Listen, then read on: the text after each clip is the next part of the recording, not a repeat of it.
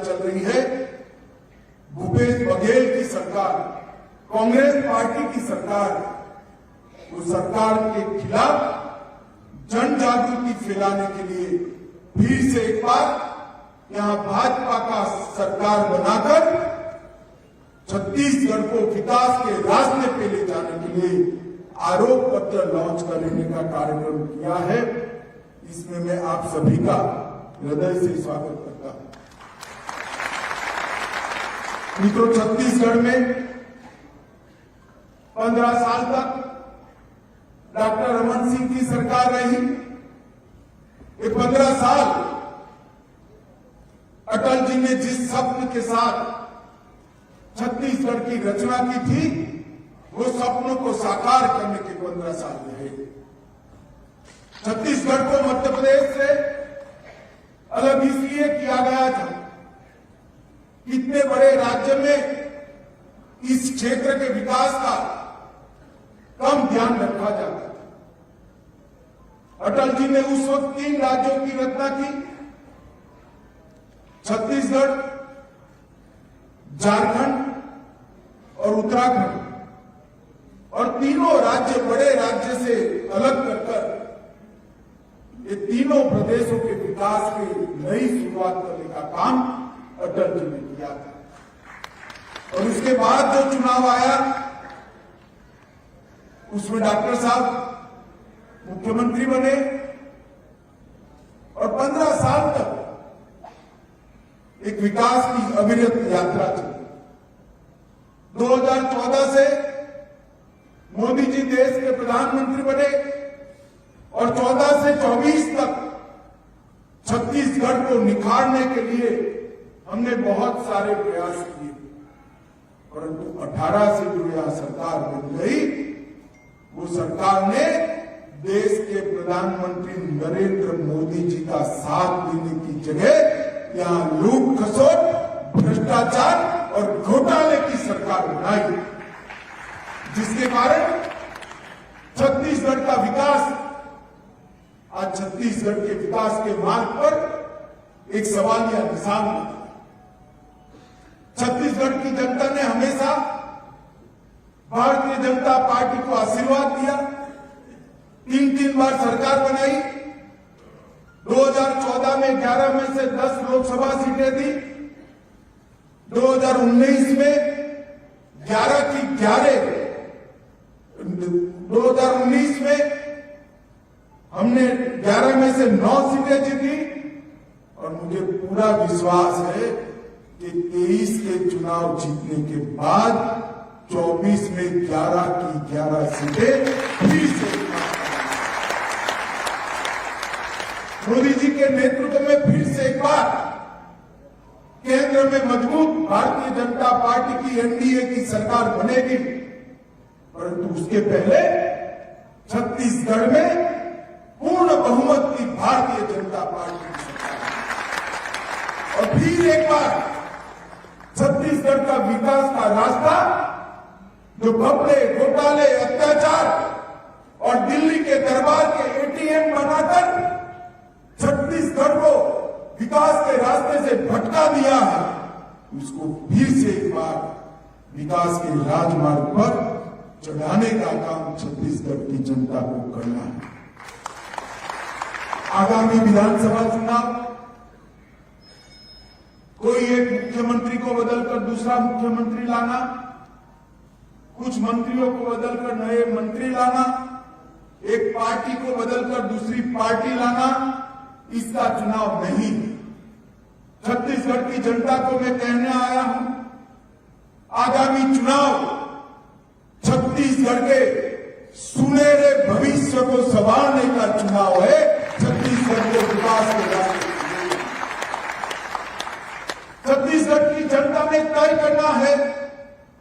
हजारों करोड़ के घोटाले करने वाली एक भूपेश बघेल की सरकार चाहिए या विकास का रास्ता प्रशस्त करने वाली भारतीय जनता पार्टी की सरकार चाहिए।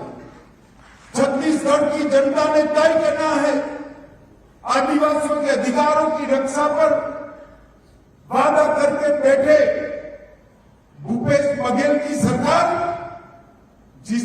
शासन में अप्रत्याशित तौर पर धर्म परिवर्तन की एक बयार आई, वो सरकार चाहिए या आदिवासियों की संस्कृति को फिर से एक बार सुरक्षित और संवर्धित करने वाली भाजपा? छत्तीसगढ़ की जनता ने तय करना है। पिछड़ा समाज के विकास के लिए मोदी जी ने जो योजनाएं चालू की हैं, वो योजनाओं को जमीन पर उतारने वाली सरकार चाहिए या पिछड़ा वर्ग के कल्याण के नाम पर करोड़ों हजारों करोड़ों का घोटाला करने वाली भूपेश बघेल की सरकार चाहिए? छत्तीसगढ़ की जनता ने ये तय करना है कि युवाओं को झूठे वादे देकर कौशल विकास और रोजगारी का बेरोजगारी भत्ते का वादा कर युवाओं को कौशल विकास के नाम पर दुबई में जुए की ऑनलाइन जुए की ट्रेनिंग कराने वाले महादेव ऐप के भ्रष्टाचारी सरकार चाहिए या युवाओं का विकास करने वाली सरकार चाहिए? मित्रों, भ्रष्टाचार, परिवारवाद, जातिवाद और दिल्ली के दरबार के दरबारी छत्तीसगढ़ का भला नहीं कर सकते। छत्तीसगढ़ का भला कर सकते हैं केवल और केवल भारतीय जनता पार्टी की सरकार, जो नरेंद्र मोदी नेतृत्व में डबल इंजन की सरकार के रूप में करकर यहां पर फिर से एक बार विकास की बयार लाई।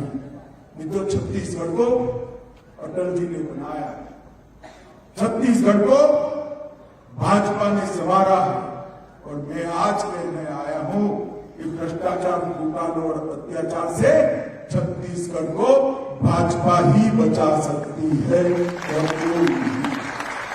हमने बनाया था, हमने संवारा था और इन्होंने जो किया है, अत्याचार का जो सीरीज चालू किया है, भ्रष्टाचार का जो एक काला कांड चालू किया है और बहनों पर अत्याचार का जो एक साथ कई घटनाओं का तांता लगा है, उससे अगर कोई बचा सकता है तो केवल और केवल भारतीय जनता पार्टी। मित्रों, मैं छत्तीसगढ़ के सरकार के काले कानूनों की बात बाद में करूंगा, परंतु छत्तीसगढ़ के लिए भारतीय जनता पार्टी ने क्या किया वो जरूर बताना चाहता। रमन सिंह जी जब मुख्यमंत्री बने, 15 साल सरकार चली, छत्तीसगढ़ में सबसे बड़ा प्रश्न था राशन के घोटालों का। कांग्रेस सरकारों ने राशन जो देते थे, इसमें बीच में चाव करने की व्यवस्था थी। रमन सिंह जी ने घर घर राशन पहुंचाने वाली पहली बार थंब इंप्रेशन वाली सिस्टम को इंट्रोड्यूस करने का काम किया। और मैं खुद घुमा हूं छत्तीसगढ़ में, गुजरात से प्रवासी कार्यकर्ता कर आया था, दूसरा चुनाव था, मुझे याद है। रमन सिंह जी को कोई रमन सिंह नहीं कहता था, चावल वाले बाबा कहकर पूरा छत्तीसगढ़। हमने अनाज को, हमने धान को गरीब की झोंपड़ी में पहुंचाने का काम किया और मोदी जी ने जब धान भेजना शुरू किया, कोरोना के कालखंड में 5 किलो एक्स्ट्रा अनाज भेजा। ये 5 किलो अनाज ये भूपेश बघेल चाव कर गए और 15 किलो की जगह सिर्फ 10 किलो अनाज लेकर गरीबों का अनाज छीनने का काम, धान छीनने का काम ये भूपेश बघेल की सरकार। कौशल उन्नयन का काम भारतीय जनता पार्टी की सरकार ने किया। भूपेश बघेल ने कौशल उन्नयन को चालू रखा, मगर किस चीज का? छत्तीसगढ़ के बच्चों को दुबई भेजकर ऑनलाइन जुए की ट्रेनिंग कर करोड़ों रुपए का भ्रष्टाचार करने का कौशल उन्नयन।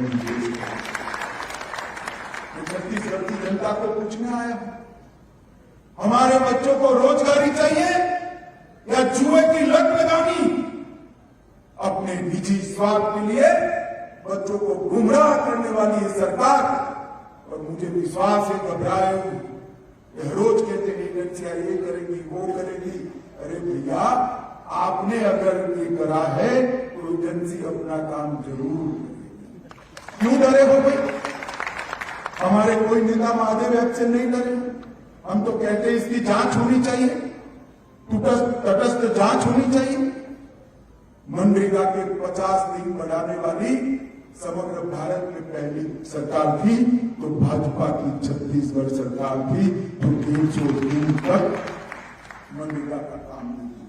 महिला मजदूरों को मातृत्व अवकाश देने वाली कोई सरकार थी तो वो भारतीय जनता पार्टी की सरकार थी। पंचायत चुनाव में 50% रिजर्वेशन देने वाली अगर कोई सरकार थी तो भारतीय जनता पार्टी की सरकार थी।